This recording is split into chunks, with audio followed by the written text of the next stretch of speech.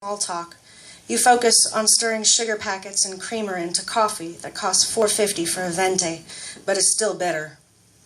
She's wearing some sort of hand-crocheted snood to rein in her tumble of jet-black curls, so only the shiny crown of her head reflects the afternoon sun back into the foamy top of your coffee. Her jeans are crisp-pressed and slim-cut. She's paired them with a men's-style white shirt and a pair of heels that are as dark as the espresso in her miniature cup. Everything about her is as effortless as it's always appeared, except for the flaw that only you notice, nudging out towards the open air, from beneath the edge of her sleeve, almost directly under the glint of gold of her cufflinks. You know if you bring attention to it, there's a 50-50 chance that she'll lie. You take your chances and ask, "Is that new?" She doesn't look at you when she answers, "No." She's stirring nothing into her doll-sized coffee cup, just twirling it around the miniature spoon as though it's the most important task in the world right now. You take a deep breath and press your luck. "When did you do it?" you ask, and are surprised by what you think is actually an honest answer. "Last week." You want to ask why, but there's no polite way to do that. So instead you ask the obvious. "Does it hurt?"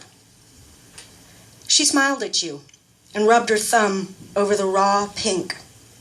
She takes a sip from her demi-tasse of espresso and looks you in the eye when she answers, so you know she's telling the truth, and that after her answer, there'll be no more discussion on this. There'll be time to choose some more small talk, or ask about her new life in the city, or to bring up some remember-whens about the good times that were never as good when you were having them as they are when you remember them with her. Her tiny mug clinks the equally tiny plate when she sets it down. She asks you, "Have you ever seen Lawrence of Arabia?" And you haven't, so you answer, "No." But you know the quote that she's going to recite to you, even never having seen the movie. Something inside you sags when she says, "The trick is not caring it hurts." And you wish you were the kind of friend who is braver, angrier, or more determined.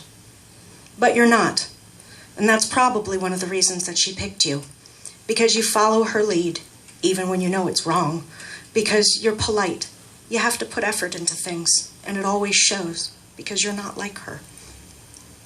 For a moment, you wanted to be her thumb, rubbing over the raw flesh underneath, because the thumb knew a secret about her that she would never trust you with. You wanted to find out what her thumb knew, but you looked into the bottom of your coffee cup instead. Even now, you know that if you'd known the right thing to ask, it wouldn't have changed anything.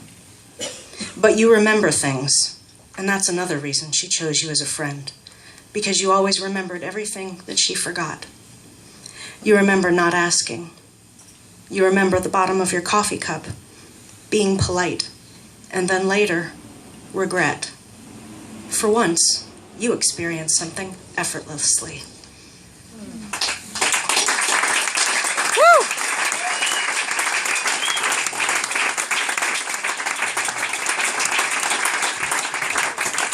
Thank you, Allie.